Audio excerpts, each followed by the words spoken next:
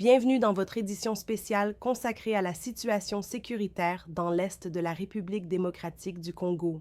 Coup de théâtre à Doha. Les rebelles du M23 ont brusquement mis fin à leur participation aux discussions directes avec le gouvernement congolais ce mardi 22 avril. Ces négociations, entamées depuis près de 3 semaines dans la capitale qatari, étaient censées jeter les bases d'un dialogue constructif. Mais selon plusieurs sources proches du dossier, elles se sont soldées par un échec cuisant. La délégation du M23, dirigée par Bertrand Bisimwa, le coordonnateur adjoint du mouvement, a quitté Doha pour regagner Goma, siège de leur quartier général depuis plusieurs semaines. Pourquoi cet échec? Les désaccords sont nombreux. D'abord, sur la formulation même du communiqué final, Kinshasa aurait souhaité y faire figurer une référence directe à la récente rencontre entre les présidents Félix Tshisekedi et Paul Kagame.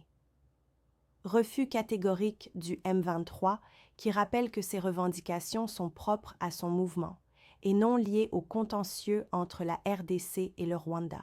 Autre point de tension, le désarmement. Le gouvernement aurait exigé que les deux camps appellent tous les groupes armés à déposer les armes. Une proposition rejetée par le M23 qui accuse Kinshasa de collaborer, paradoxalement, avec certaines de ses milices. Et ce n'est pas tout.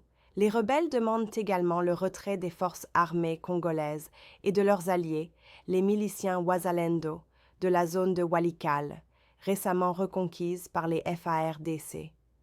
Un geste que le M23 attend comme signe de bonne foi. Mais ce qui bloque tout espoir immédiat de reprise, c'est surtout le mépris, selon les rebelles, des préalables qu'ils avaient de poser avant même de venir à Doha. Le M23 annonce clairement que tout retour à la table des négociations dépendra désormais de la désignation par Kinshasa de véritables décideurs. Je cite « des délégués capables de prendre des décisions claires et non de simples experts au mandat flou. » La médiation qatari, pour l'heure, n'a pas réagi officiellement à cette rupture des pourparlers. Une impasse de plus dans ce long feuilleton de la crise dans l'est de la RDC, alors que les tensions sur le terrain restent vives. Nous continuerons de suivre l'évolution de la situation pour vous. Restez connectés pour plus d'actualités sur notre chaîne.